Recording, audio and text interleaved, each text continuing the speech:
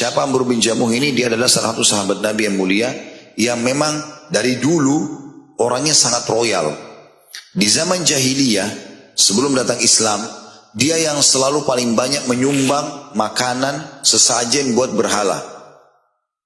Zaman dulu tuh mereka berkeyakinan kalau ada berhala, mereka kasih sesajen berarti akan diijabah doanya. Seperti itulah. Nah saking dermawannya dia, sesajen-sesajen yang dibutuhkan agar doa-doa orang Madinah diterima, itu Amr bin Jamuh yang hidangkan.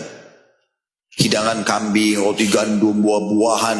Dia yang kasih semua ke berhala-berhala mereka. Dengan tujuan siapapun yang datang mau minta sama berhala, minta saja. Karena mereka belum tahu waktu zaman jahiliyah. Amr bin Jamuh masuk Islam tentunya. Kalau masih ingat ini kisahnya yang pernah saya bilang, dia masuk Islam gara-gara anaknya kerjain. Ya. Yang dia taruh patungnya di dalam kamarnya, setiap hari disembah sama dia. Akhirnya anak-anaknya masuk Islam, ajak masuk Islam, dia nggak mau. Karena dia sangat yakin berhala ini memang benar gitu. Maka oleh anak-anaknya diambil malam-malam waktu dia tidur, dilempar di tempat kotoran kayak kita sekarang WC lah, gitu kan. Di sebelah rumahnya, dibuang di situ. Jadi belepotan dengan kotoran. Amr bin Jamuh waktu belum masuk Islam, bangun pagi hari, dia mau sembah Tuhannya, nggak ada. Hilang Tuhannya. Gitu. Maka dia cari-cari, dilihat, sampai ditemukan di tempat kotoran itu. Lalu dia bilang, siapa yang buat begini kepada kamu ini? Lalu kemudian diambil sama dia, dibersihkan, dicuci sampai bersih, dibubuhi minyak wangi, dikembalikan ke tempatnya. Lalu digantung pedang di lehernya. Lalu dia bilang, Tuhan, kalau ada yang ganggu lagi kamu, lawan. Pada saat dia bilang begitu, tidur dia malam hari, anak-anaknya ambil lagi patung itu, dilempar lagi di tempat yang sama, lalu diganti pedangnya sama bangkai anjing. Ada anjing mati, diambil, ditaruh. Nah, Amr bin Jamuh pagi-pagi cari lagi Tuhannya, tidak ada. Dia ingat kemarin jatuh di tempat itu, dia datang di tempat yang sama. Maka mulailah dia sadar, lalu dia mengatakan, sungguh kalau kau Tuhan, pasti kau bisa membela dirimu. Lalu dia datang ke masjid, dia syahadat dengan Nabi SAW. Nah semenjak itu dia menjadi orang yang sangat baik.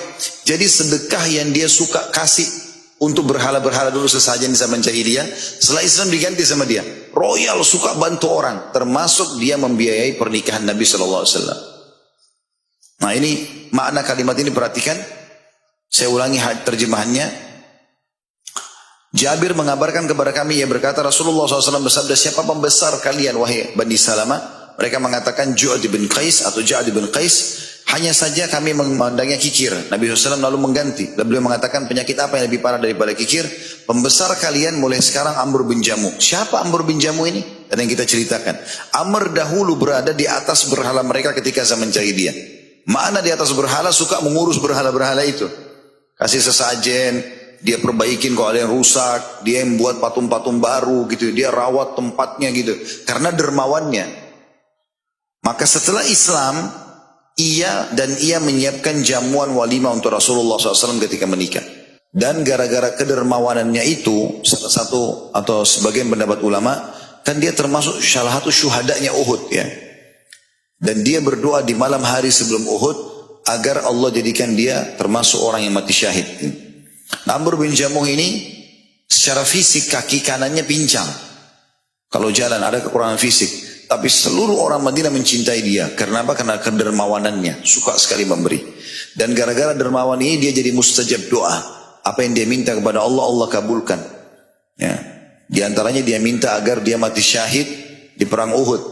Ya. Pada saat dia di perang Badar mau ikut, anak-anaknya larang semua. Sampai anak-anaknya datang kepada Nabi SAW mengatakan, ya Rasulullah, ayah kami pincang. Jalan pun agak susah gitu. Bagaimana dia bisa pergi berjihad, berperang? Maka Nabi SAW minta Amr bin Jamuh tidak ikut. Tapi waktu perang Uhud dia datang. Lalu dia mengatakan, ya Rasulullah, saya akan pergi jihad. Anak-anaknya datang, ya Rasulullah, janganlah izinkan ayah kami. Biarkan dia bersama ibu kami, kakinya sakit. Kata Nabi SAW, ya Rasulullah. Kata Amr bin Jamuh, ya Rasulullah, apakah aku harus haramkan diriku masuk surga gara-gara kakiku yang pincang? Izinkan aku untuk ikut.